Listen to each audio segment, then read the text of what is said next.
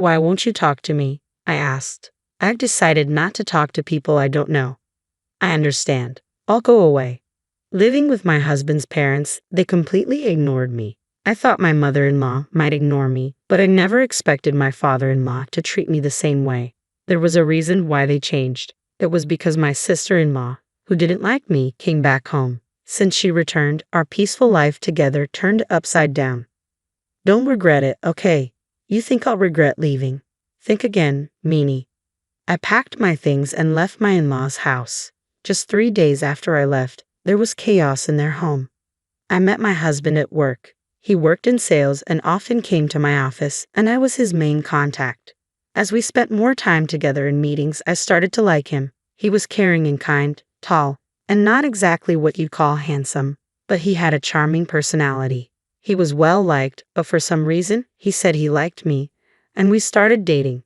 When we talked, he told me he grew up in a normal family with parents and a sister. I lost my parents when I was young and grew up in an orphanage. It was a hard thing for me, but when we started dating, I told him about my past. He said, "That sounds tough, but don't worry, I'll always be here for you." Not long after, he asked me to marry him. He always wanted our relationship to lead to marriage and quickly introduced me to his parents. When I told them about growing up in the orphanage, they listened carefully and reassured me it wouldn't affect our marriage. It made me really happy. They even said that my background didn't matter in becoming their daughter-in-law, which made me feel really good. But my sister-in-law, who was very close to her brother, seemed surprised, asking, "You grew up in an orphanage?" My husband had to scold her. Looking back, she probably didn't like me from the start. I didn't think much of it then, just assuming we were still getting to know each other.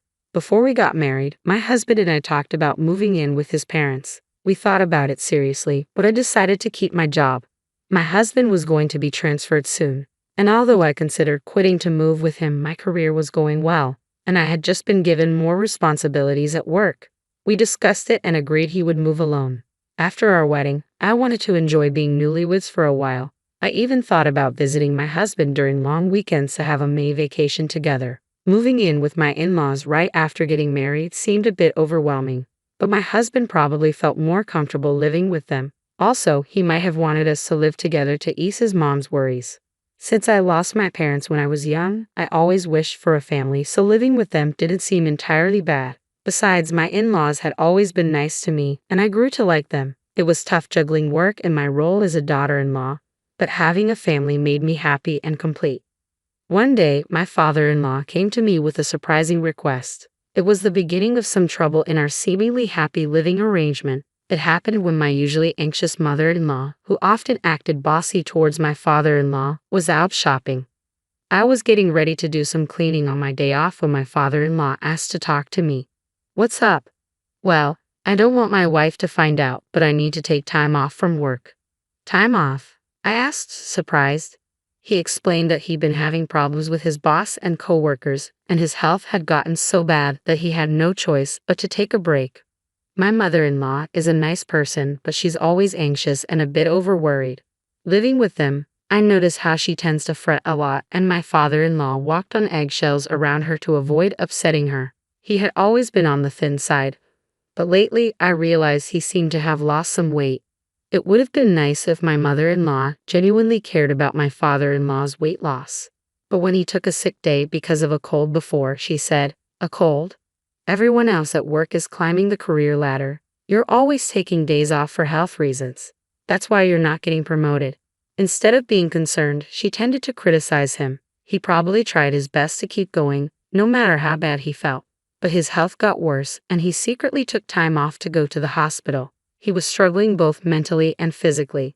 With him leaving work early, often being late, and calling in sick, there was talk about him needing to take a break from work.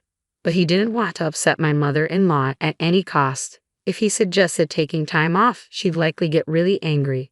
Also, my father-in-law didn't earn much, and he relied on extra pay from working overtime. Taking time off would mean a significant drop in income. If he told my husband, he might tell my mother-in-law, so he came to me, asking if I could help with the bills. If I mentioned taking a break, she might even leave me, he said. Hearing that hurt, I was grateful to my in-laws who had accepted me warmly, regardless of my past in an orphanage. Wanting to support him, I decided to help him out during this tough time. Okay, I'll send you money every month. Use it for expenses. I'm really sorry. I'll try to get better soon and go back to work. Thank you so much. After that, my father-in-law continued to pretend to go to work while I sent money to his bank account for living expenses. My mother-in-law wasn't very thorough with checking her bank statements, so she didn't notice my transfers. He'd act like he was going to work but instead went to a mental health clinic or went for walks in the peaceful mountains. Over time, he started looking better. I thought he might go back to work soon, but then something unexpected happened. After a fight with her husband, my sister-in-law went back to her parents' home. There's nothing like being back home. I thought I'd lose my mind if I stayed with that stupid husband of mine. I'll be here for a while. Can you make meals for me too? I knew from the start that my sister-in-law didn't like me. At our first family meeting, my husband was upset because she clearly showed her disapproval. During our wedding, she had a sour look the whole time and even told me straight out, "My brother looks great, but he could have married someone prettier." She openly judged me for being raised in an institution, saying it was embarrassing that I didn't have parents at the wedding. However, she got married before us and had already moved out, so I thought I wouldn't have to deal with her much. That's why I thought it would be okay to live with them. If she had still been living at home, I wouldn't have even considered moving in, knowing how she would treat me every day. I thought her stay was just temporary because of her marriage problems and expected her to leave in a few days. Even though she was stern with my father-in-law, my mother-in-law had never been harsh towards me. Even if my sister-in-law made mean comments, I believed my mother-in-law would defend me. But I was wrong. One day, when I came back from work, my mother-in-law's behavior seemed strange. "Is something bothering you?" I asked. She seemed distant, not talking to me like usual. When I asked her what was wrong, she said, "Did you know you've been talking about me behind my back?" "What? I've never said anything bad about you. You've always been kind to me, and I'm really thankful. Why would I say bad things about you? You've been acting like the perfect daughter-in-law, but you've been talking behind my back." "Whatever," she said, leaving the room. In the hallway, my sister-in-law was smirking. "Looks like you're not in her good books anymore. Did your true colors come out? Being from an orphanage, your background really does matter, huh? It's best not to gossip about people, you know." "I haven't said anything bad about her." "Oh, the neighbors seem to have heard everything. When I came back home after so long, they told me you've been talking badly about her all the time." "What? Who are these neighbors?" "Well, it's been a while since I got married and moved out, so I kind of forgot their names." "I never said any of that. Stop making things up." "Oh, how disrespectful. Mom, she's calling me a liar and being mean to me," my sister-in-law said as she walked into my mother-in-law's room. After that, my sister-in-law's mean behavior got worse. She claimed I told her to sleep in the hallway and take the last turn for a bath because she's just a guest. She complained to my mother-in-law about every little thing. Every time, I had to explain I hadn't said or done any of it. But my mother-in-law seemed to believe my sister-in-law and be influenced by her. My sister-in-law stayed longer, making me wonder if she planned to stay forever. With all these worries, I went home feeling sad. I'm back. Before, my mother-in-law would warmly say, "Welcome back," but now it was quiet. "I'll start making dinner," I said, stepping into the living room. I was surprised. Usually, my sister-in-law would rush me to make dinner, but now my mother-in-law, father-in-law, and sister-in-law were eating sushi together. Surprised, my sister-in-law said, "Oh, looks like someone who isn't really family is here. You were planning on having sushi, were you?" My mother-in-law kept eating without looking at me, watching TV.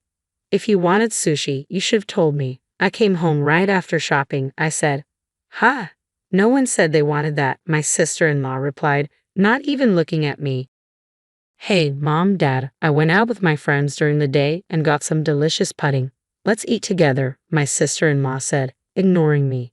They all started eating the pudding. I was tired from work and didn't have the energy to argue, so I went to my room without eating. The next day, my sister-in-law said she was going out with friends and asked me to drive her to the station. I said no because it was a weekday and I had work. Even if we were going in the same direction, it was a different route, and she wanted to leave around noon. I couldn't do it. "Just take the day off. It's fine. Your cute little sis-in-law just wants a ride. She hasn't had a chance to relax since she got married, right? Can't you be a bit nicer to her now?" she said. With all due respect, didn't you go out with friends last night after getting a late call? It seems like you've been going out almost every day since you came home. I have work. Please take the bus or train. My mother-in-law and sister-in-law were talking quietly, but I was done and left for work. However, that night, the event that made me decide to leave this house happened. I got delayed at work and came home after buying groceries, expecting to face some criticism. It was raining heavily when I left the office, and I got soaked just getting in and out of the car. I wondered what nasty surprise was waiting for me tonight. But when I got home, they were all eating takeout again, just like the day before. No hello, acting like they didn't see me. But I was used to it. I looked out into the courtyard from the hallway and saw something in the middle of the garden. Looking closer, I saw it was my stuff. My designer bag that I bought with my first paycheck, shoes that were a birthday gift from my husband, and even my work computer, all wet. I was shocked, and my sister-in-law said with a smirk, "Having the strangers' things in the house grossed me out, so I threw them out." Flaunting a designer bag like that, how arrogant of you. Neither of my in-laws said anything about her terrible behavior. Why didn't you stop her? Have I done something to you? Do you really believe her lies about me bad-mouthing you and bullying her? Aren't you upset with her for what she did? I asked. My mother-in-law avoided my eyes and stayed silent. Why won't you say anything? I asked again. I can't talk to strangers. I can't be friendly with someone who's not family, my mother-in-law replied, not even looking at me. My sister-in-law grinned, waiting for me to respond. Wait, where's my father-in-law? I've been the one supporting him during his time off. I've been the one handling finances in this house. I did it out of gratitude, but shouldn't he stand up for me now? Surely he'd be on my side. Hoping for his support, I looked at him, but he walked past me without a word and went into his room. That was it for me. I see. I've had enough. Oh, are you upset? I'm sorry. Honestly, I never liked you from the start. You know, being from an institution and all. Just don't regret leaving, my sister-in-law said. As if I would. Good riddance, I replied. I packed my things and got ready to leave right away. Only my father-in-law seemed worried because he relied on me financially. But even he didn't try to stop me or speak up for me. I was done with his indifference. Although my husband's work assignment was far away, I just wanted to get out of that house as soon as possible. I quickly got into my car and drove to him. I never talked to my husband about any of this. I doubt my mother-in-law told him about my sister-in-law coming back home. If he knew, he would have reached out to me because he knows I don't get along with her. But my husband never mentioned anything about my sister-in-law in his calls or messages. I never doubted my husband's behavior before, but maybe she's manipulating him, feeding him lies about things. Even now, as I go to him, he might treat me the same way they did. My heart was heavy, feeling suspicious even toward my husband, whom I trust the most. If he's siding with them, maybe divorce is the only option. That's how distressed I felt. When I arrived at his out-of-state apartment, he hadn't returned yet, probably busy since it was the end of the month. As I waited, my husband came in energetically, maybe noticing the lights. What? You're here? You should have told me you were coming. I would have come back sooner. What a pleasant surprise. No, just seeing your face, he said with a big smile. Seeing him happy to see me after all that happened at my in-laws' house, mixed with relief and humiliation, and I couldn't hold back my tears. What's wrong? Did I do something? Seriously, what's going on? He asked, concerned. It seemed my husband had no clue about the treatment I endured at his parents' house. I gathered myself, knowing I needed to explain everything clearly to him. I started recounting everything. How I've been financially helping his father who took medical leave without telling his wife. How his sister returned and was now staying at their parents' house. How she lied about me to his mother, turning her against me. How they treated me like an outsider, ignored me, and even ruined my belongings by leaving them out in the rain. Through tears and pauses, I poured out everything to him. Finally, I made it clear that I couldn't go back to that house ever again. And if he couldn't support me on this, I would want a divorce. My husband apologized for being too focused on work and not checking in on me more often. He regretted his family's behavior towards me. He assured me I didn't have to go back there or even talk to them again. Even if I forgave them someday, he was firm about cutting ties with his parents and sister. He also promised not to provide any more financial aid to his father. That night, I felt a huge weight lifted off my shoulders. The tension I'd been carrying melted away, and I slept peacefully by his side. After leaving my in-laws' house, I never went back. Commuting from my husband's out-of-state place wasn't practical, but I had already talked to my company about working remotely. My job didn't require me to be in the office all the time, and many of my colleagues worked from home too. Although I still had to visit the office a few times a month, some colleagues lived even farther away, so working remotely wasn't a problem. Living with my in-laws and dealing with my sister-in-law's bullying, I hadn't truly experienced married life. But now we could finally live like newlyweds. As I set up my remote workstation, as expected, my sister-in-law contacted me.